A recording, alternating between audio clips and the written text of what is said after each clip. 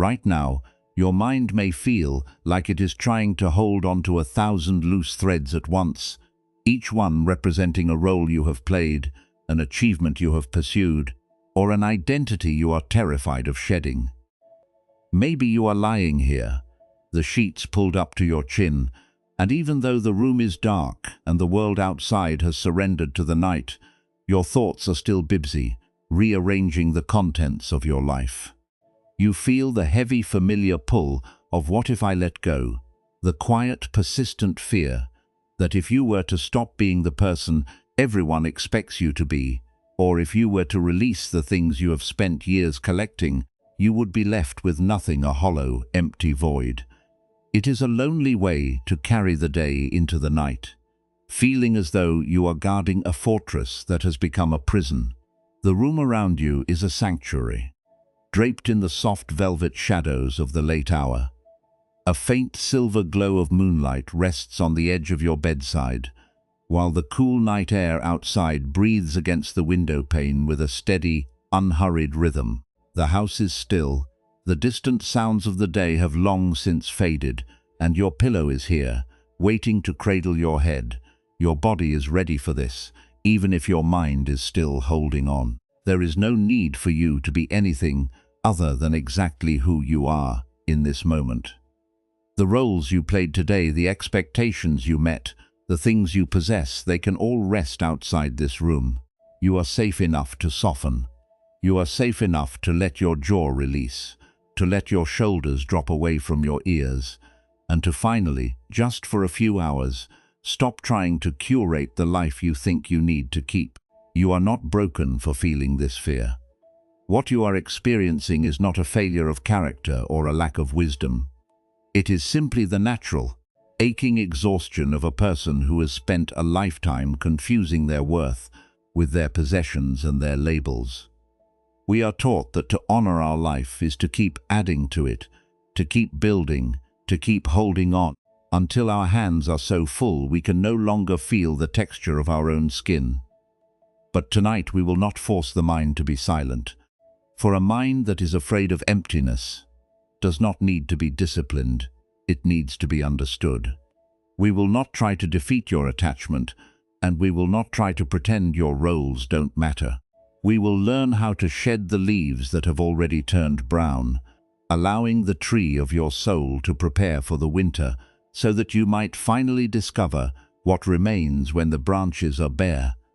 The paradox, dear friend, is that the more you try to secure your identity by clutching the things you own or the roles you play, the more you lose the only thing that is truly permanent, the spaciousness of your own awareness.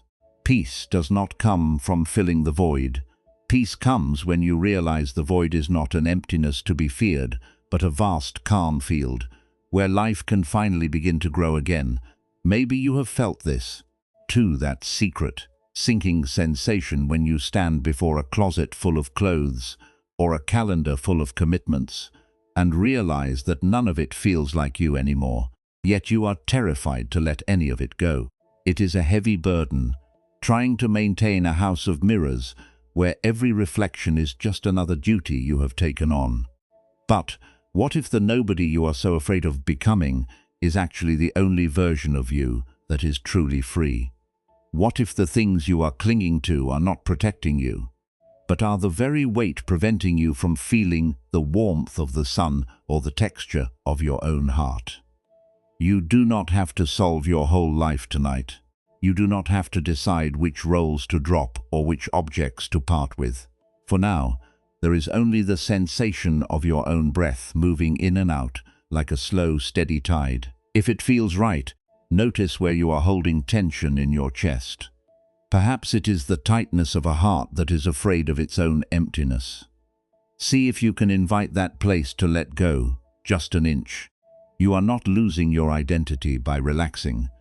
You are simply allowing your spirit to recover from the long labor of maintaining. There is a profound, quiet safety in this permission to stop building for a few hours. You are finally in a space where no one is asking for your achievements and no one is tracking your status. In this stillness, We are going to walk toward a clearer understanding of why this fear of letting go feels so paralyzing, and how we might begin to shed what no longer fits, leaf by leaf, without feeling like we are being diminished. It is not about losing yourself. It is about finally allowing the space you were always meant to occupy to reveal itself. In a moment, we will step into the story of a gardener who refused to prune his overgrown vines, believing that to cut them was to destroy the beauty he had spent years cultivating, and we will see what happened when he learned that the garden was actually suffocating under the weight of his own love. But for now, just breathe. Notice the texture of the fabric against your skin. Notice the rhythm of the air moving in through your nostrils and out again, cool and steady. You have arrived here, and that is the only task that has been required of you. Everything else can wait for the light of a new day. Your responsibility tonight is only to the quiet that is gathering in the corners of this room, and the soft, steady rhythm of your own heart. You are held here, in this space of rest, and you have nowhere else you need to be. In a lush hillside terrace garden overlooking a valley that held the morning mist like a soft, white blanket, there lived a gardener named Elias. Elias was a man who defined himself entirely by the density of his garden. He had spent 20 years tending to a collection of sprawling, woody vines that climbed the stone walls of the terrace. He believed that the more leaves the vines produced, the more successful he was, and the more worthy he became of his own life. If a vine grew so thick it began to choke out the sunlight, he would merely weave it tighter, binding it to the wall with twine and wire, convinced that his duty was to hold every single strand together. His garden had become a tangled, suffocating fortress. The vines were so dense that the air barely moved through them, and the stone walls, once beautiful, were hidden beneath layers of brown, dying wood and yellowed leaves. Elias was constantly on his knees, his hands stained with sap and earth, his fingers calloused from years of tying knots. He was exhausted. He felt as though he were the vine itself, bound to the wall, unable to grow toward the sky, trapped by the weight of what he had already grown. He was afraid that if he cut a single branch, the whole structure would collapse, and his life, his identity as the gardener of the grandest terrace, would vanish with it. One afternoon, an old monk who lived in the hermitage further up the slope descended to the terrace. He moved slowly, his robe dragging against the dry leaves. He watched Elias for a long time as the gardener struggled to tie a particularly thick, dying branch to a metal stake. The monk didn't speak. He simply stood by a patch of wildflowers that were straining toward the light, blocked by the shadow of Elias' dense wall of vines. Elias, sweating and breathless, finally turned to the monk. "The vines are stubborn," he said, his voice tight. "They try to wander everywhere. If I don't tie them, if I don't keep them close, they will tear themselves apart. I have spent my whole life making sure they don't fall." The monk looked at the thick, woody knot that Elias had been struggling with. He reached into his robe and pulled out a pair of rusted, well-worn pruning shears. He didn't offer them to Elias. He simply stepped closer to the wall and pointed to a place where a thick, woody stem was looping back on itself, strangling the new green growth underneath.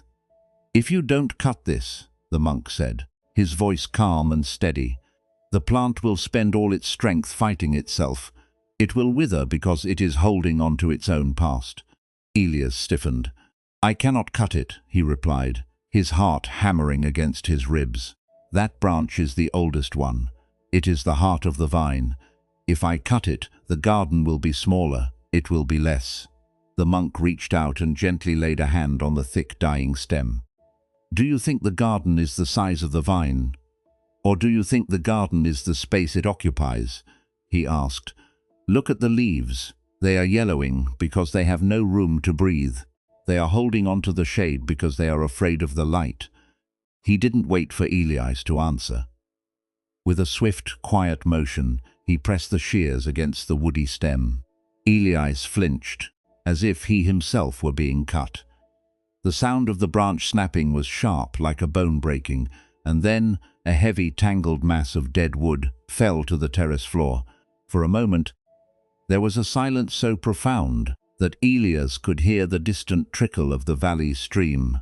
A sudden shaft of golden sunlight, which had been blocked for years, pierced through the opening in the wall and hit the terrace floor. It illuminated a small, hidden patch of fresh, vibrant green sprouts that had been living in the dark, waiting for a chance to grow. Elias stared at the gap.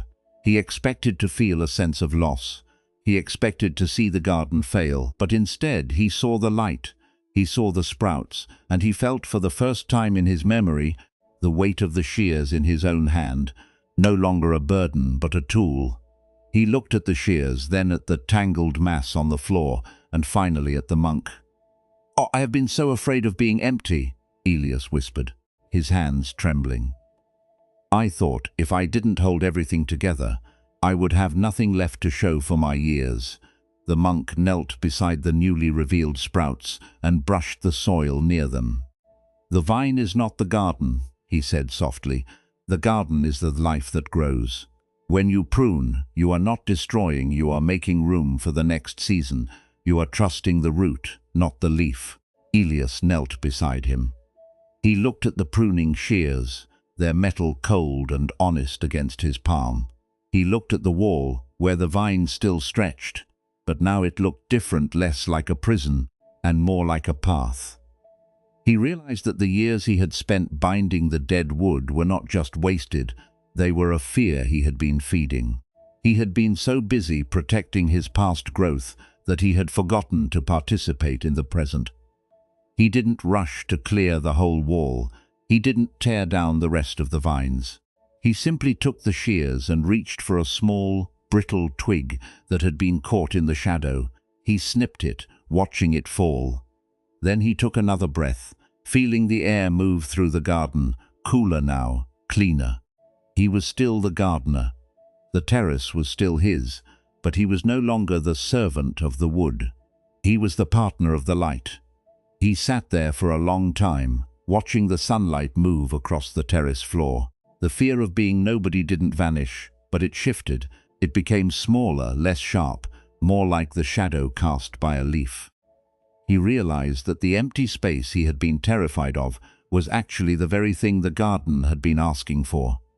The vines didn't need him to hold them, they needed him to let them grow. And he, in turn, didn't need to be the vine, he only needed to be the one who tended the space. As the afternoon light deepened into the soft, honeyed tones of dusk, Elias felt a strange, new sensation in his chest, a quietness that had no name. It was the feeling of a branch finally letting go of its hold, not because it was forced, but because it knew it was time to fall. He looked up at the hillside, the forest beginning to shed its own leaves in the cooling air, and he recognized the rhythm. It wasn't an ending, it was a release. And for the first time in his life, Elias was not holding on to his own history. He was simply present, watching the evening settle, ready to see what would grow in the light that had finally, after so long, been allowed to touch the earth. He didn't move for a long time. He simply let the shears rest beside him on the stone.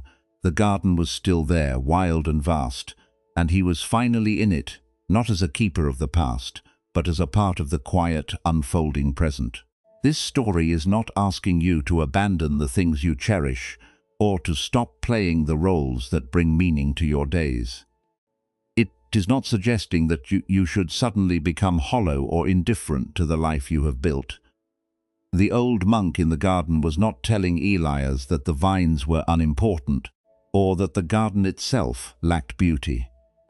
He was showing him something much quieter, the difference between tending a living thing and being strangled by the very object of your devotion. The suffering in Elias' life was not found in the garden, nor in the act of pruning, nor even in the desire to create something magnificent. The suffering was found in the way he held his garden, using his roles and his possessions as a tether that he felt he had to maintain, even at the cost of his own freedom. When we feel that we must hold on to every identity we have ever claimed, or guard every object we have ever collected to be worthy of our space in the world, we are doing exactly what Elias did. We are spending our lives weaving vines tighter and tighter around our own hearts, convinced that if we only bind them firmly enough, we will finally earn the security we crave. We believe that if we stop playing the roles we have inherited, or if we stop surrounding ourselves with the things that signify our success, we will cease to exist. But this is the heavy, silent burden that exhausts the spirit. It is the effort of maintaining the thicket that causes the chronic, low-level ache in your chest, the feeling that you are never truly at home in your own present. Because you are always busy checking the twine, always afraid that if you relax your grip, the whole structure will unravel and reveal that there is no you left underneath. Buddhist wisdom often speaks of this as the trap of trying to secure your identity through the things that are constantly changing. We take the roles we play, the parent, the provider, the achiever, the reliable one, and we try to make them solid and permanent, because we are terrified of the space that remains when the roles are set aside. But life, like the terrace garden, is always moving. It is always asking us to be present with the next season, the next growth, the next shift in light. When we try to fix ourselves in place by obsessing over our possessions or the image we present to the world, we are not becoming more grounded, we are becoming brittle. We are exhausting the very heart that is meant to be beating for the life we are living right now, regardless of what we hold in our hands. The first wound, the one Elias felt the exhaustion of his labor, the stinging recognition that he had become a slave to his own garden, the natural aching fatigue of a life spent in defense of an image, is a part of the human experience. It is the natural friction of trying to hold on to something that, by its very nature, wants to change or eventually fade. But the second wound, the one that made his life a struggle, was the judgment he added to that first wound.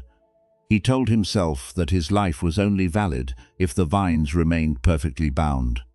He told himself that he was failing because he couldn't keep the terrace in a state of static perfection.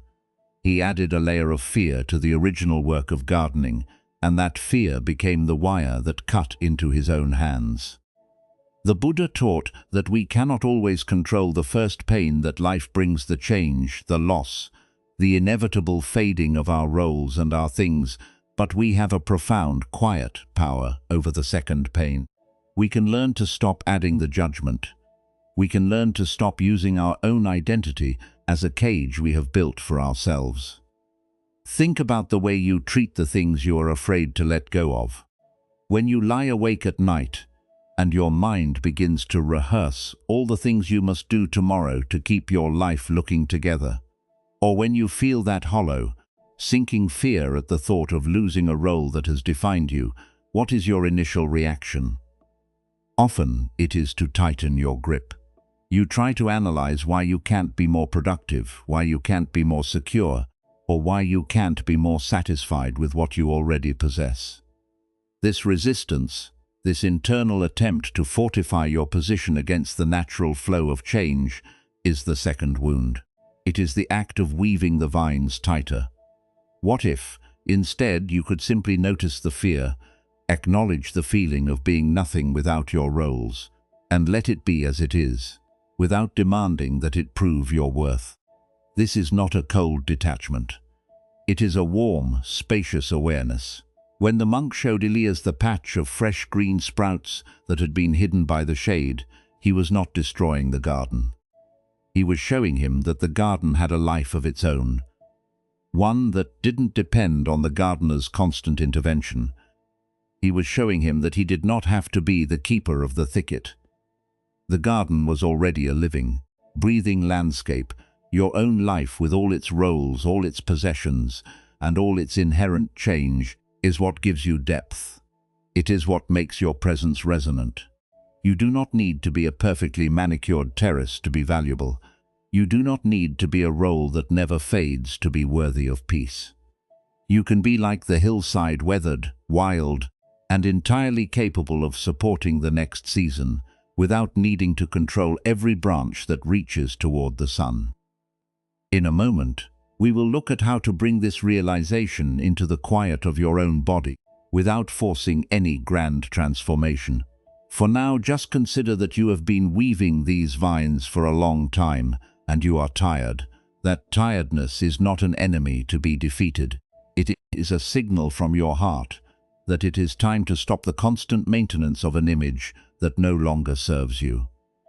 It is a request for you to come home to yourself, not as the person who performs for the world, but as the person you are, here and now, in the stillness of this night. You have been holding your breath, waiting for your achievements to finally justify your existence, waiting for the day when the thicket will feel complete. But what if you were already worthy, and the struggle was only ever a way to hide from the beauty of your own emptiness? It is enough to feel the weight of your own existence. It is enough to notice that you are tired, and to simply acknowledge it, without adding the label of failure. You are sitting in the dark, you are breathing, and the world is moving on its own terms. You do not need to oversee it. You do not need to count the leaves. You can let the roles recede into the distance, not to lose who you are, but to reveal the strength that has been waiting under the tangle of your own expectations all along. There is a deep, resonant peace in the realization that you were never the one who had to hold the vines together. You were the one standing in the garden, and you were the one who had the power to reach for the shears whenever you felt the shade became too heavy to bear. In the next part, we will move through a soft practice that helps you release this hold, not through effort, but through the simple, gentle act of noticing where you have been binding yourself too tightly. We will find the spaces between your thoughts where the silence has been waiting. But first, take a long, slow breath and let it out with a soft sigh. Let your shoulders drop away from your ears. Feel the mattress beneath you, holding you completely. You are not required to do anything else right now. You are not required to be anyone else. You are simply here, in the quiet, and that is a grace that no role you have played can ever provide. The monk's lesson was not about losing the garden, but about losing the fear that the garden was all you had. And tonight, that lesson is yours to hold, if only for the space between one breath and the next. If you are lying there, feeling the weight of the roles you have been performing, allow your body to sink deeper into the comfort of the blankets. Feel the places where you are being supported, the curve of your neck, the breadth of your shoulders, the heels of your feet, and imagine that, just like the overgrown vines Elias tended, your own frame is becoming heavy, not with the burden of maintaining your identity, but with the quiet grounding pull of the earth. You do not need to do anything to earn this rest. You do not need to be any version of yourself other than the one that is here, breathing in the dark, safe and hidden away from the world's constant demand for you to be someone. If it feels right, bring your attention to the rhythm of your own breath. You don't have to change it or deepen it or make it follow a specific count. Just notice it. Notice how the air enters your nostrils, cool and thin, and how it leaves, just a little warmer, carrying with it the remnants of the roles you played today. As you breathe, perhaps you can visualize that same hillside garden Elias tended, lush, misty, and ancient. It is a place where things grow without permission, where the sun reaches the ground even if the gardener isn't there to guide it, and where the silence is as natural as the growth itself. Now, look into the landscape of your own mind, not to judge what you find, but to acknowledge it. Is there a role, a responsibility, or an expectation that has been circling, a piece of your life that feels like a thick, woody vine you are afraid to prune? Perhaps it is the need to be the strong one, or the fear of letting go of an achievement that no longer fits, or a feeling that you must keep growing at a pace that is strangling your own spirit. Do not push this role away. Do not try to solve it. Just notice that it is there, appearing in the quiet, like a vine resting against the stone wall of your awareness. You might imagine that you are holding this thought, this specific expectation of yourself, like a branch you are preparing to prune. Feel the texture of the leaves in your mind. They might feel dry, or dense, or tangled, but instead of trying to bind them tighter to the wall, instead of trying to force them to stay green, just hold the image of this vine for a moment, with curiosity. Can you see how much energy you spend trying to keep this role alive, just so you don't have to face the space behind it? Can you feel the effort it takes to ensure that no one, not even you, sees the parts of the wall that have gone dark? Now imagine taking the pruning shears, feeling their cool, balanced weight in your hand. You are not destroying the garden. You are simply making space. With a slow, steady breath, visualize yourself making the cut. You are not losing a part of yourself. You are releasing a tangle that was preventing the light from reaching the earth. Watch as that vine falls away, hitting the terrace floor with a soft, final sound. Notice how the space it occupied is no longer empty, but is now filled with the possibility of the sun. You are the gardener, not the vine, and as you watch, notice if the tension in your own chest begins to dissipate, just as the wall looks lighter when the dead weight is cleared away. It isn't vanishing, it is simply returning to the soil, becoming part of the history of the garden rather than a restriction on your reach. There is no need to force this image. If your mind wanders, if you find yourself back in the habit of tying the vines, that is perfectly fine. You are not failing. You are simply noticing the habit of the mind. Just gently, like a leaf falling from a tree, bring your awareness back to the sensation of your body resting. Bring your awareness back to the fact that you are safe in this room. The shears you have been carrying in your mind are lying beside you, ready for whenever you might need them, but for these hours, they are not required. You don't have to check on the wall. You don't have to keep account of the branches. You are free to let the garden be, wild and unmanaged in the stillness. Perhaps you notice a feeling of resistance, a quiet voice saying that you should be doing more, that this isn't enough, that you should be tending to your identity before you sleep. If you hear that voice, don't argue with it, don't fight it. Just recognize it as another thought, a vine you have grown accustomed to binding. You can watch it too. You can let it rest on the terrace. You are the one who lives in the garden, not the one who has to hold the walls together. This is the practice of letting the leaves fall. It is the practice of realizing that the parts of yourself you are most afraid to lose, the old titles, the tired obligations, the versions of yourself that you have outgrown, are not things that need to be preserved at the cost of your peace. They are the past. They are what made you who you are, but they do not have to be the ceiling that blocks your sky. When you stop fighting the reality of your own change, when you stop trying to lacquer over your own natural evolution, something inside you begins to rest. It is a profound, deep rest that only comes when you finally stop trying to perform for an audience that isn't even watching. Continue to breathe in this way, long and slow. Feel the weight of your limbs. Feel the coolness of the sheets. If your mind feels busy, simply return to the feeling of your chest rising and falling, a rhythm as old as the mountainside. You are becoming like the terrace, not static, but present. You are becoming more of who you truly are, and less of the gardener who thought he had to hold the entire world in place with wire. There is nothing you need to accomplish tonight. The world will be there in the morning, and you will meet it in your own time, with a clearer eye and a lighter hand. But for now, the temple of your own heart is open, the garden is quiet, and you are allowed for the first time in a long time to simply exist. Just notice the weight of your body, the quiet of the room, and the steady, unforced movement of your breath. Everything is exactly where it needs to be, and you are exactly who you need to be.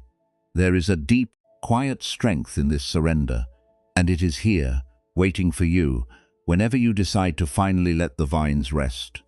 As you linger in this space of release, notice how the very act of not binding creates a new kind of openness.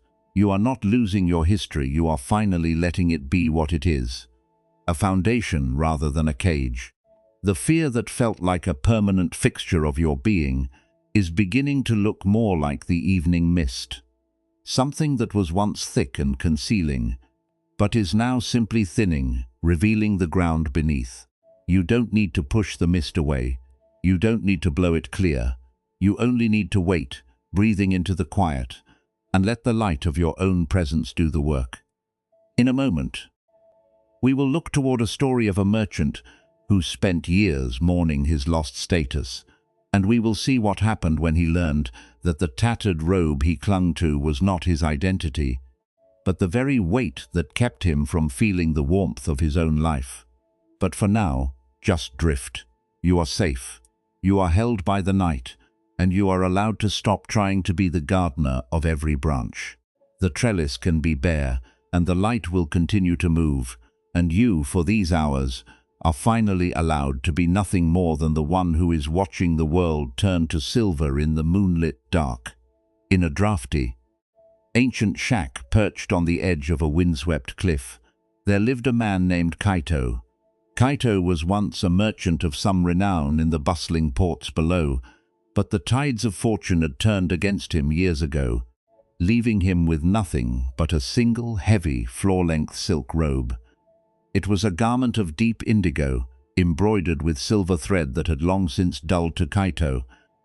This robe was not merely clothing, it was the final, tangible proof of the man he used to be. It was the skin of his former self.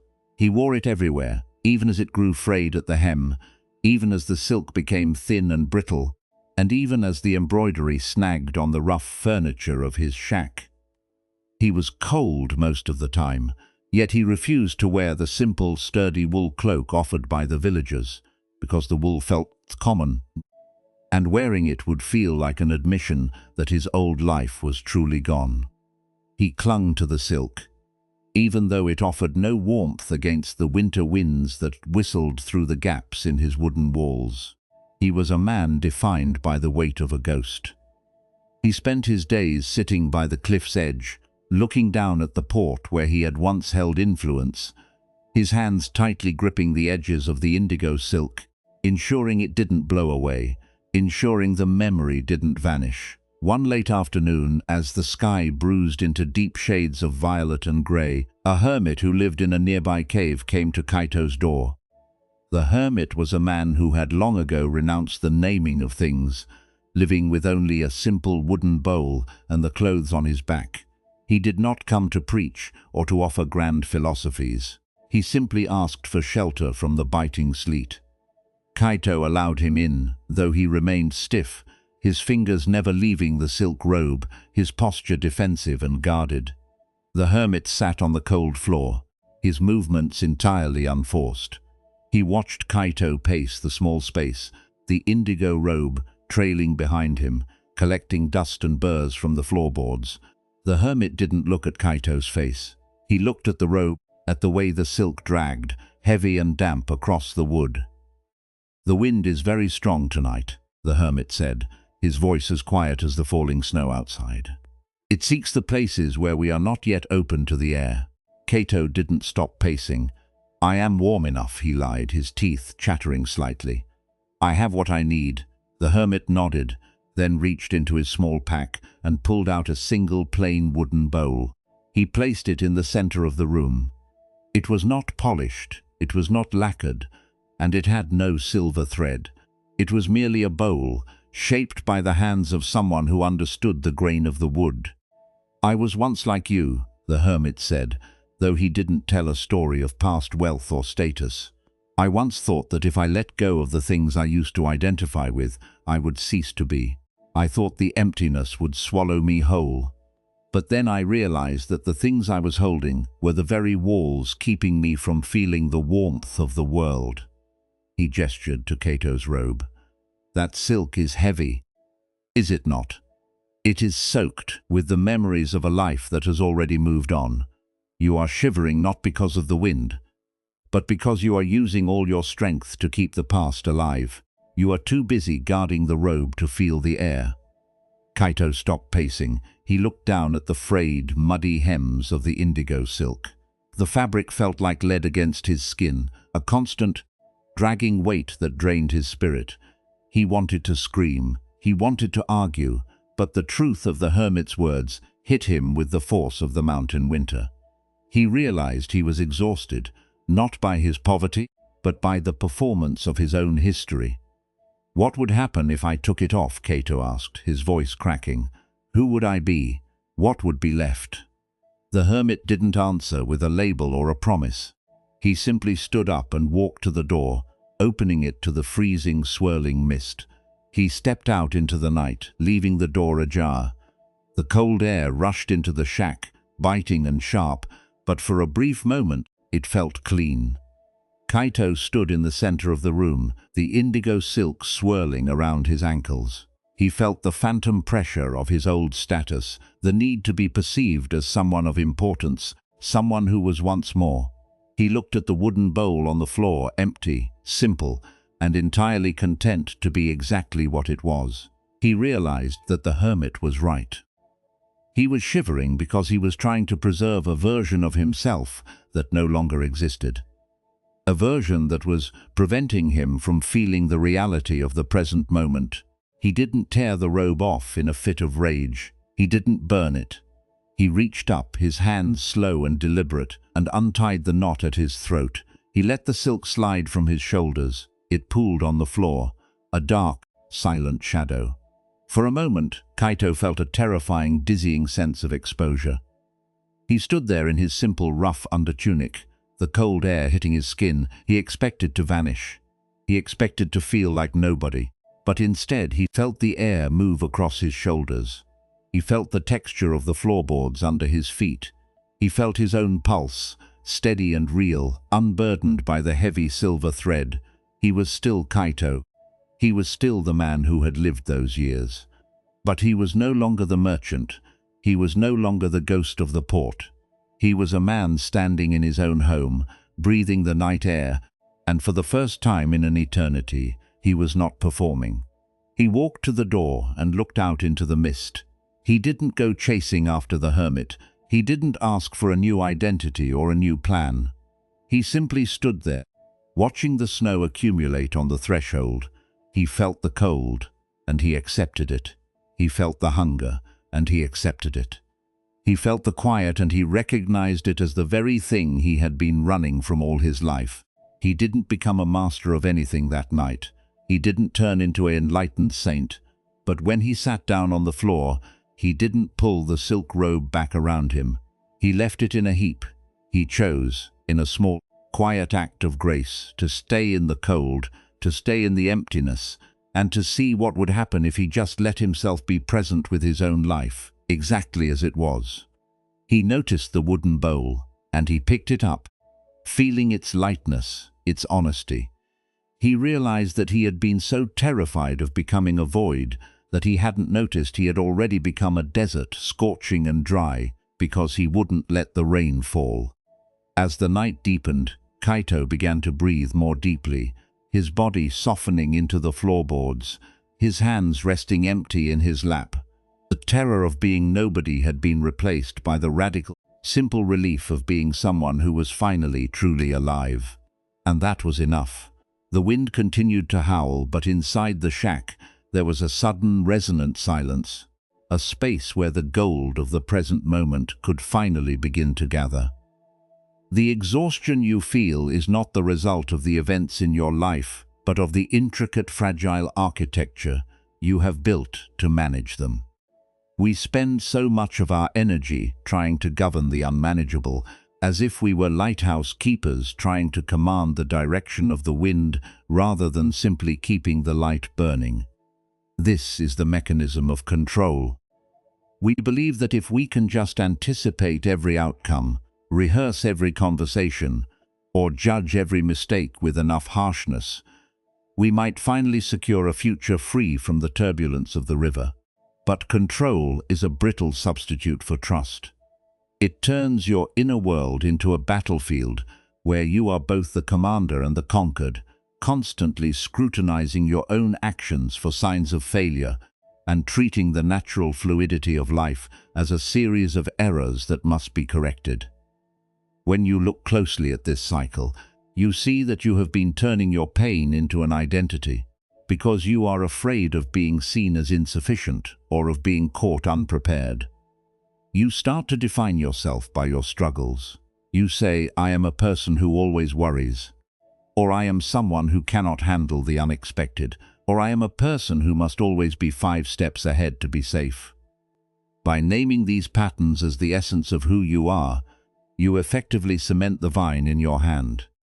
You begin to defend these parts of yourself, because if you were to set the shears down, you fear you would have no way to measure your own value.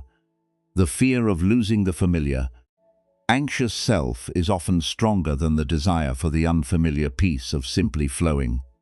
The Buddha observed that there is a profound difference between the experiences. Life hands us the change, the loss, the friction, and the way our minds amplify that experience through resistance. We call this the first and second wound. The first wound is the original feeling, the sting of a sharp word, the heaviness of a long day, the unexpected turn of the river. This is simply the price of being a human being with a beating heart. But the second wound is the one we inflict upon ourselves by demanding that life be different than it is. It is the internal chorus that says, "I should not feel this way," or "I must have done something wrong to be struggling like this." This judgment, this refusal to accept the truth of our present emotional state, acts like a grinding stone. It keeps the original hurt alive, turning a momentary flicker of pain into a long, drawn-out endurance. Think of it as trying to hold a handful of river water in your palm, but instead of letting it slip through your fingers, you clench your fist and wonder why you are getting wet. You argue with the water. You analyze why you reached into the river. You blame yourself for being unable to hold it, and you worry that your inability to keep it captured is a sign of your weakness. All the while, you are still clenching your fist. The wisdom lies not in preventing the river from flowing through your life, but in the simple, compassionate act of noticing, "I am trying to hold the water," and then opening your hand. Peace is not the absence of the river. Peace is the willingness to let it pass through your fingers without trying to own it. Many of us move through our days, trying to rehearse the future as a way of keeping it under control.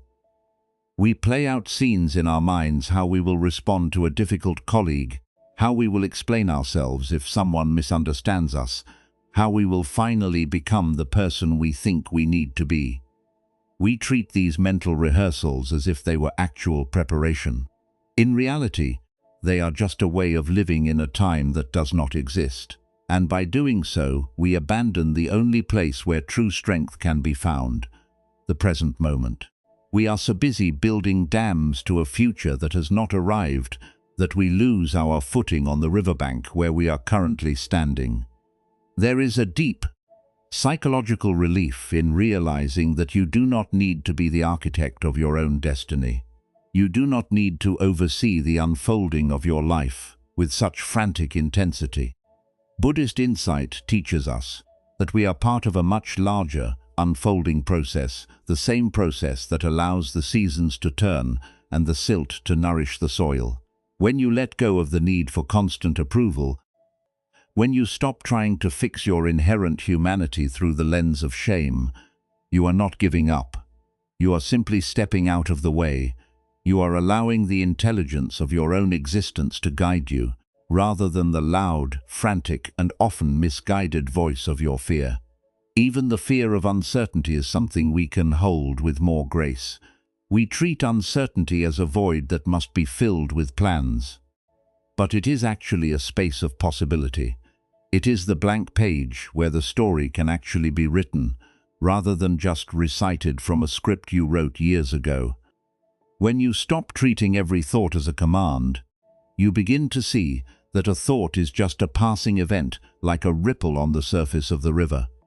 It has no substance, It has no power to define you unless you give it the power of your belief.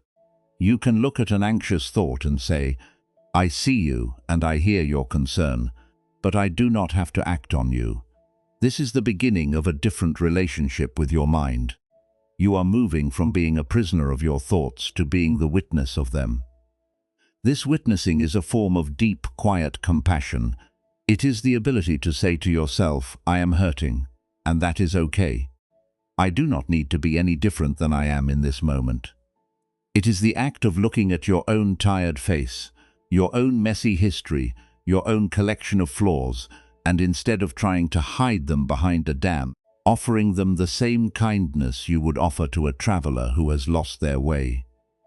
When you meet your own suffering with this kind of presence, the second wound begins to heal. The judgment softens, the resistance melts. And you find that underneath all the mapping and the clutching, there is a core of goodness that was never threatened by the movement of the river. There is a subtle power in choosing to stop feeding the second wound. Every time you catch yourself spiraling into judgment and choose instead to take a breath and notice, you are reclaiming your life. You are deciding that you no longer want to be an active participant in your own distress. This is not about becoming a saint or reaching some impossible state of enlightenment. It is about reclaiming the simplicity of being human.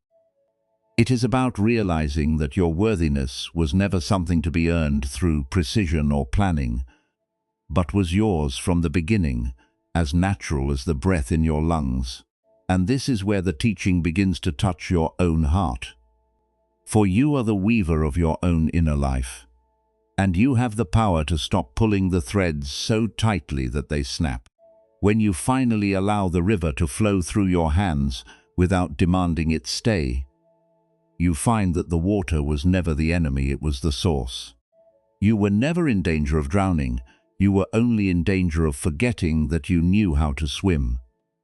In the next part, we will see how to bring this realization into the small, mundane moments of your day, where the real practice lives, and how you can remain steady even when the current feels too strong to handle. But for now, just let this truth settle into the quiet of this room. You have spent so long carrying the weight of being the one who has it all mapped out, and it has cost you your peace. But you can put that weight down. You are allowed to be tired. You are allowed to be unfinished. You are allowed to be exactly as you are, and that, in its own way, is the most courageous thing you can do. As the shadows grow longer, and the house settles into the deep, rhythmic hum of the night, notice how the air around you is perfectly content to just be. The walls do not need to be anything other than walls. The floor does not need to justify its existence. And you, in the midst of this gentle, dark space, have the same permission. You have done enough for today. The vines are resting, the light is clear, and you are finally alone with your own breath. The transition from the mist-covered hillside of Elias Garden to the quiet, glowing screen of your own digital world is not a chasm you must leap, is a path you walk, one breath at a time. It happens in the mundane friction of your daily life, in the flicker of a notification, in the long, empty silence, when a message doesn't arrive as quickly as you expected, or in the middle of a meeting where you find yourself performing a role that feels increasingly like a costume. You have spent so long cultivating the garden of your external life, pruning your image, binding your responsibilities, and obsessing over the thickness of your own leaves, that you have forgotten how to simply stand in the sunlight. You are so accustomed to the reflexive need to tend to everything, to fix, to manage, to control, that you have lost the ability to notice the very space you are trying to fill. Think of those moments when you are lying awake at night, the room dark, the silence heavy, and your mind is busy replaying a mistake from the afternoon, or anticipating a failure that hasn't happened yet. You feel the familiar, tightening grip of the gardener who fears the storm.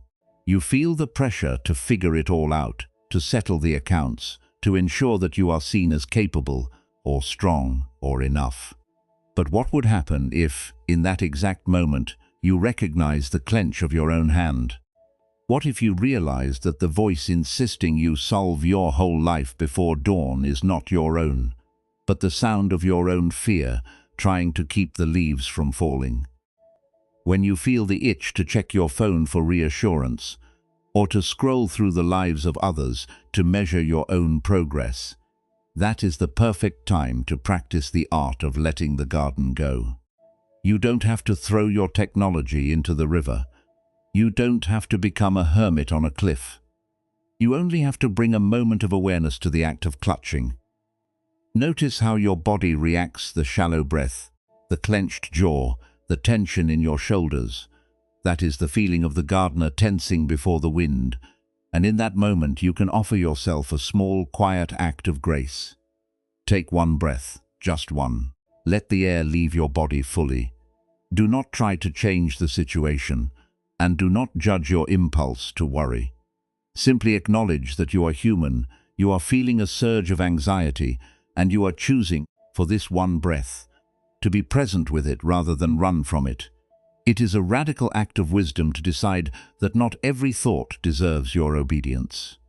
We live in a world that tells us if we think it, it must be true, and if it is true, we must act on it.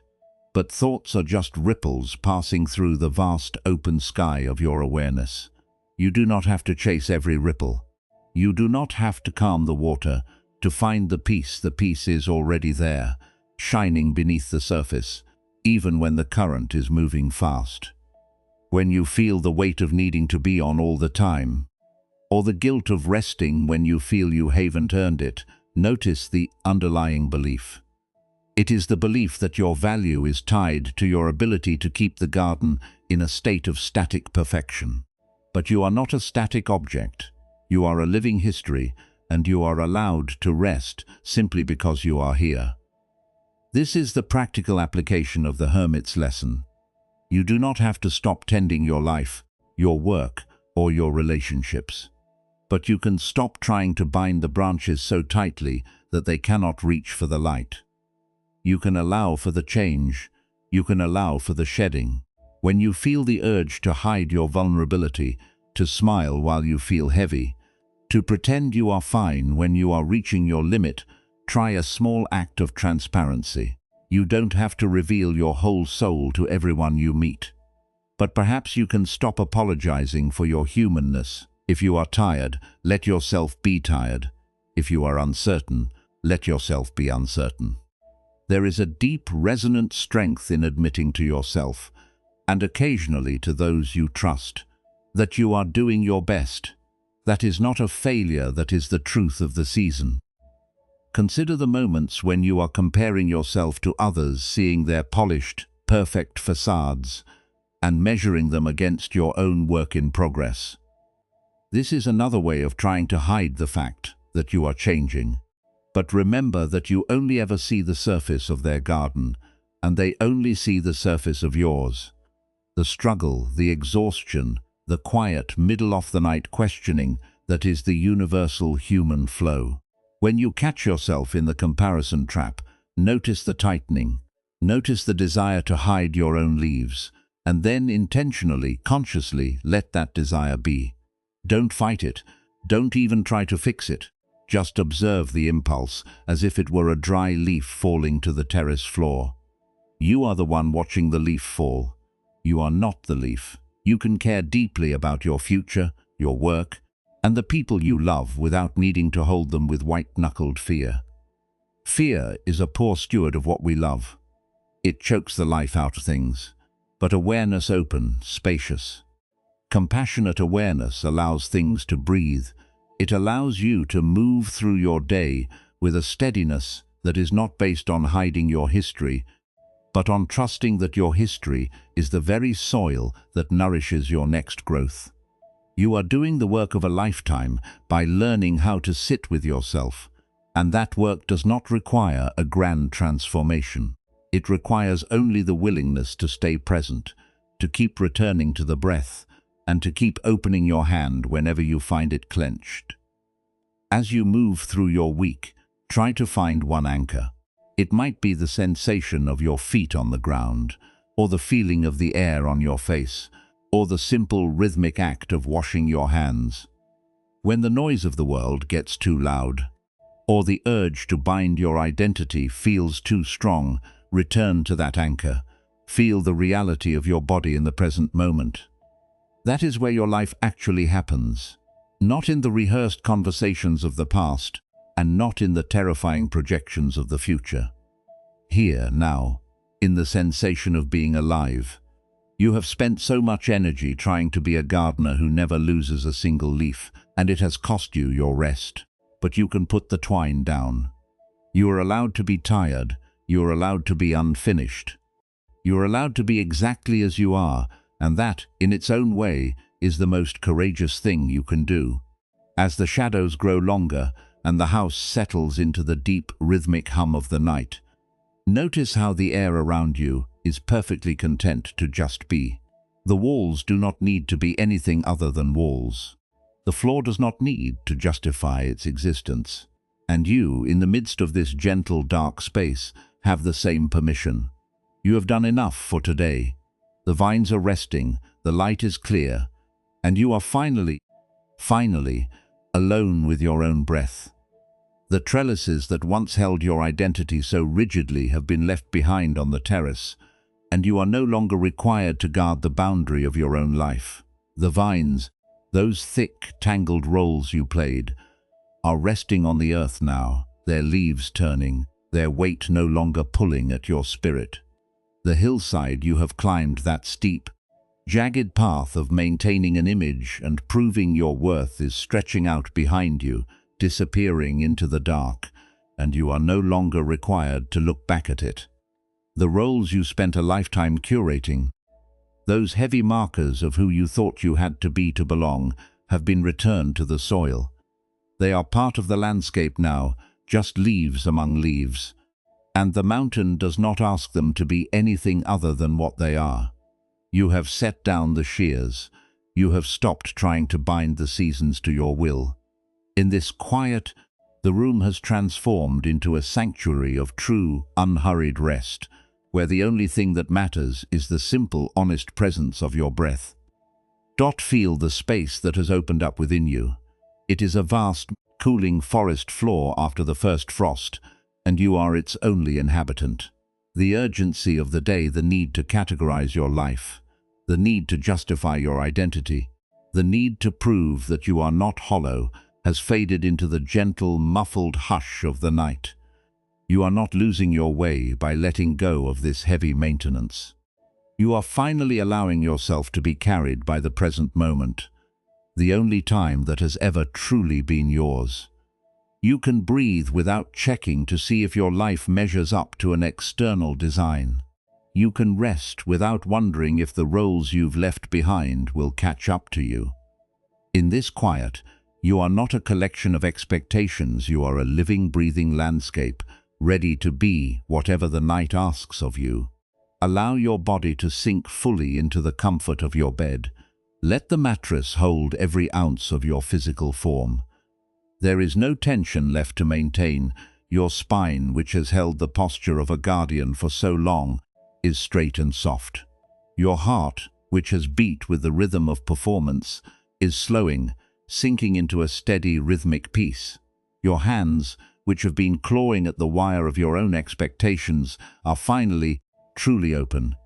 Let them rest, palms upward, feeling the cool air of the room against your skin. You are not managing anything, you are not pruning anything. You are simply a consciousness resting in a body, and that is enough. Think of the way the moonlight spills across the floor, indifferent to the shape's touches. It does not try to arrange the shadows. It does not try to label the trees. It simply shines, and in that light, everything is seen exactly as it is, without a single layer of judgment added. You can be like that tonight. You can be the light that does not demand the world be any different. You can look at the memories of your roles, the versions of yourself that you think you must preserve, and the heavy thoughts of how you must fix your identity, and instead of engaging with them, you can simply let them pass through the forest of your mind. illuminated and unburdened by your need to change them. The valley air is still, carrying away the dust and the heat of the day. You do not need to follow it. You are the rooted tree. You are the stillness that watches the seasons pass. If a thought comes, a stray thread of a role you used to play, a whisper of a responsibility you wish you could have managed differently, let it float by. It does not belong to you. It is not your essence. It is just another leaf, another shadow, another movement of the earth. Watch it move and feel how your own breath continues, steady and rhythmic, unaffected by the things you chose not to hold. There is a peace in this emptiness that is deeper than any title you could have earned. You tried so hard to build a life of perfect, documented significance, but it is in the letting go of the vines, in the trust that the identity is already held by the world, that you finally become free. You are not the gardener who must manage the growth. You are the gardener who has finally learned to tend the space and let the light do the work. You are safe here. You are enough. You are already home, and you have nowhere else you need to go. Listen to the sound of the house, the settle of the wood, the soft sigh of the air, the rhythmic pulse of the night. It is a symphony of things that do not need to be anything other than what they are. You are part of this. You are part of the unfolding, the shedding, the gentle, unforced movement of the world as it turns toward the morning. Tomorrow will come, and it will bring its own light, its own tasks, and its own fresh ground to walk upon. But you do not need to face them yet. You do not need to rewrite the branches that have already fallen. You can allow yourself this time, this precious, dark, quiet time, to simply be the truth of yourself, unburdened by the need to justify your existence. Your breathing is slow now, so slow that it feels like the rising and falling of a tide. With every exhale, imagine any lingering resistance to the emptiness dissolving into the dark. Feel the heavy, soothing blanket of the night pressing against you, a promise that you are protected, that you are seen, and that you are allowed to stop trying to balance the scales of your identity. The weight you have carried is being taken by the earth, returned to the cycle, nourished by the very roles you once feared were lost. You are unburdening yourself, one breath at a time, until there is nothing left but the quiet, soft presence of your own being. Sleep is not a destination you must reach, it is a natural state you are returning to, like a path returning to the forest floor. You do not need to do anything to arrive. You only need to stop resisting the pull. Let the thoughts grow faint. Let the edges of the room blur into the edges of your mind. Let the sense of me and my reputation soften into the simple sense of being. You are the observer, and the observer needs no trellis. The observer is the silence that listens to the wind, and in that silence there is an ancient, unshakable rest. You have walked a long way to arrive at this point of surrender. You have tended the vines, you have learned the lesson of the indigo robe, and you have finally, gently set down the shears you used to try to account for your life. And now, in the space you have cleared, there is only the rhythm of the night. And what if the person you were so afraid to lose was never the role you played, but the quiet awareness that was watching all along?